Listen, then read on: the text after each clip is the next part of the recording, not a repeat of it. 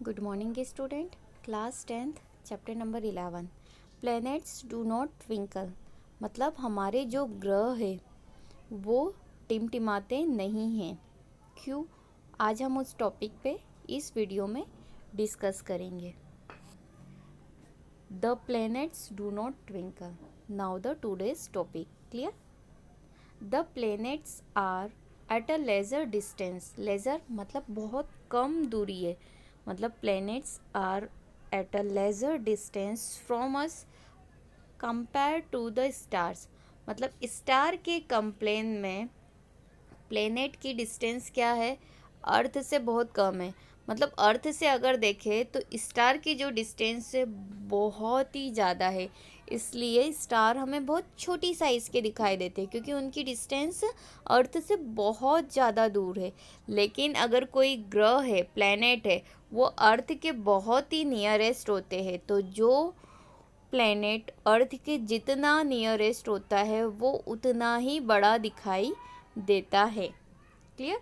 सबसे पहले डिस्टेंस की बात करी कि planets are at a lesser distance from us compared to the star. Now clear. Since the planets are closer to us, इसीलिए planet उसके बहुत ही क्या होता है, नज़दीक होता है, एकदम पास।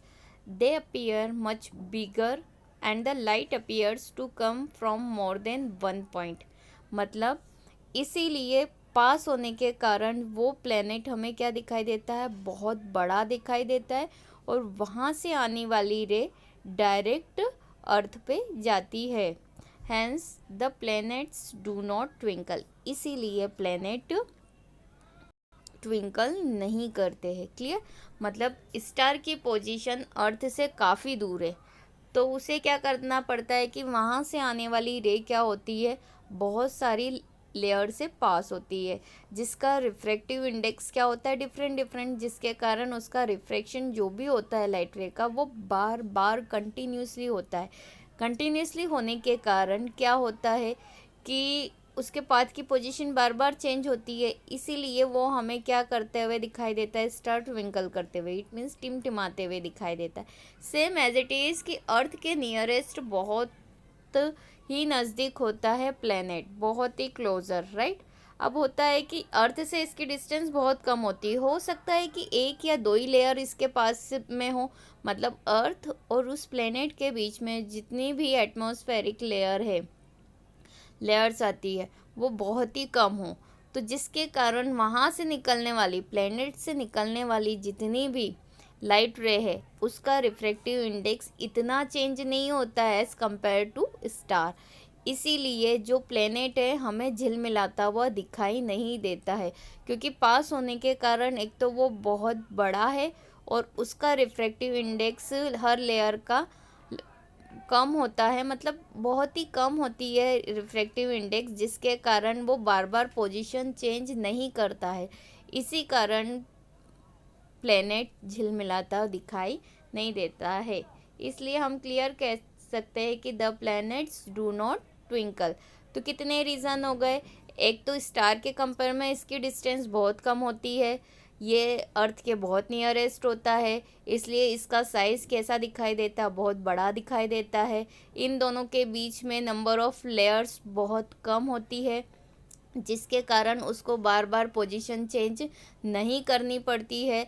इसीलिए planets do not twinkle. Now clear. Hindi में हम देख लेते हैं कि ग्रह टिमटिमाते नहीं हैं। क्या हो जाएगा, तारों की तुलना में ग्रह हमसे कम दूरी पर है, राइट। तारों की तुलना कंपेयर कर रहे किससे, तारों से। कि तारे अगर आकाश में हम देखते तो बहुत दूर दिखाई देता है, लेकिन हम चंद्रमा की ही बात कर ले तो वो हमें कितना नज़दीक दिखाई देगा कि चंद्रमा जस्ट हमारे पास में है और हम उसे पकड़ ले। लेकिन चंद्रमा का आकार आपने देखा है कि कैसा दिखाई देता है, बड़ा। कभी वो बार बार हिलते हुए दिखाई देता है क्या, नहीं, हल्की सी पोजीशन चेंज होते हुए धीरे धीरे दिखाई देती है। लेकिन जब आप स्टार को अपनी आंखों से देखते हैं तो वो बार बार झिलमिल झिलमिल झिलमिल, जैसे लाइट बंद चालू बंद चालू बंद चालू होती है। क्यों होती है कि तारों की जो डिस्टेंस है, दूरी, हमसे काफ़ी गुना ज़्यादा दूरी पर है कंपेयर टू चांद। तो हम बोल सकते हैं कि जिन जिन ग्रहों की दूरी हमसे बहुत नियरेस्ट है वो टिमटिमाते हुए दिखाई नहीं देते हैं। क्लियर? तो हिंदी में हम बोल सकते हैं कि तारों की तुलना में ग्रह हमसे कम दूरी पर है।